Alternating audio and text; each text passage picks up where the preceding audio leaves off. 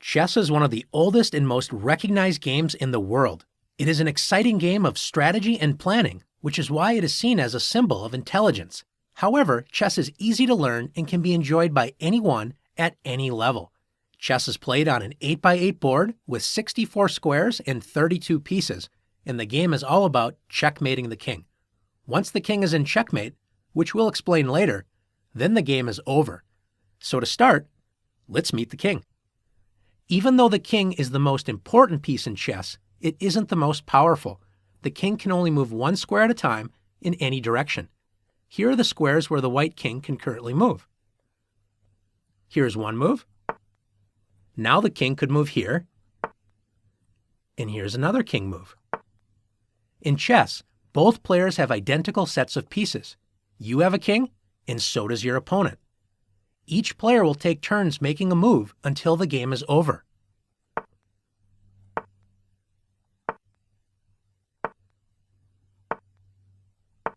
Now that you've learned how the king moves, it's your turn to practice moving the king. The king might be the most important piece in chess, but the queen is by far the most powerful. Like the king, the queen can move in any direction, forward, backward, to the sides, as well as diagonally. Unlike the king, the queen can move as far as she wants in any direction. The one thing the queen can't do is jump over other pieces. Let's look at some queen moves. In this position, the queen could go all the way up the diagonal. She could slide all the way across the board. She could now move all the way down here. Or she could make some shorter moves, like here, here, and here's another queen move. Earlier, we mentioned that the queen cannot jump over other pieces. In this position, let's say the queen wants to get to this square. Notice that the king is currently in the way of the queen. So the queen would have to move to another square first, and only then, on the next turn, could the queen move here. Now that you've learned how the queen moves, it's your turn to practice moving the queen. After the queen, the rook is the second most powerful piece. It can move up, down, and to the sides as far as it wants, but the rook can only move in straight lines. Like the other pieces we've looked at so far, the rook also can't jump over any other piece. Let's take a look at some rook moves. In this position, the rook could move straight up. It could slide to the corner. It could move all the way down the board. Now it could swing to the other side, or it could make some shorter moves, like here and here. Now that you've learned how the rook moves, it's your turn to practice moving the rook. The bishop is one of the most interesting pieces in chess because it can move as far as it wants, but only on diagonals. The bishop, just like the other pieces that we've met so far, cannot jump over other pieces. This means that the bishop has to stay on the same colored square it starts the game on for the entire game. In chess, you get two bishops. This bishop is called the light-squared bishop because it can only travel on the light squares. Meet the other bishop that you have in the game, the dark-squared bishop. It moves exactly like the light-squared bishop, but only on the dark-squared diagonals. Now that you've met both bishops, let's take a look at how they move. With just one move, the dark-squared bishop can enter the longest dark-squared diagonal on the board. Let's do the same with the light-squared bishop. Now, notice no matter how many bishop moves we make, the bishops never cross paths. They never block each other.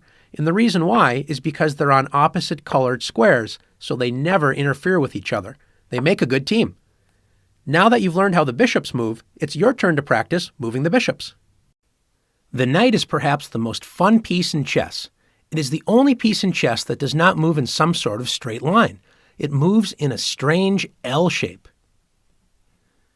The other interesting thing about the knight is it's the only piece in chess that can jump over other pieces, like this. It takes a little practice to understand exactly how the knight moves. It goes 2 squares in one direction and then 1 square to the side, like this. Highlighted are all the possible squares the knight can move to on the next turn. Notice it always moves in the same pattern. 2 to the side and over 1, like this, or like this, up 2 and over 1, or down 2 and over 1. And notice that the knight moves from a light square to a dark square, and then on the next turn it moves from a dark square to a light square. The knight always switches colors with each turn it makes. Now that you've learned how the knight moves, it's your turn to practice moving this fun and tricky piece. The pawn sounds like it is the humblest of chess pieces, but it is really one of the most powerful. When working together, pawns are the soul of chess. Pawns have a few strange rules, so make sure to pay attention. Pawns can only move straight forward, and they can only move one square at a time. However, if it is their first move of the game, they can choose to move 2 squares forward if there is nobody blocking them, as pawns cannot jump over other pieces. Remember, the pawn can choose to advance 1 or 2 squares only on the first move. On all other moves, the pawn advances 1 square. Pawns are also the only piece in chess that cannot move backwards. One other thing that makes them strange is that while they cannot move straight forward, pawns can only capture diagonally, and they can only capture 1 square away diagonally even if it is their first turn. We will explain capturing in one of the next lessons. Let's see some pawn moves. In this position, since this pawn has yet to move in the game, white decides to move it 2 squares forward. Black, on the other hand, only advances this pawn 1 square. Remember, even though you can move your pawn 2 squares on its first move, you're not forced to do so. White now advances the pawn forward, and now both pawns are blocked and cannot move. In this position, how many white pawns can move? If you said 1, you're correct. Notice that this pawn is blocked by the black pawn directly in front of it. Remember, pawns cannot move backwards. White now has the option to move this pawn up 1 square. Notice this pawn cannot move 2 squares forward because the black pawn blocks it. Now it's your turn to practice using the pawns.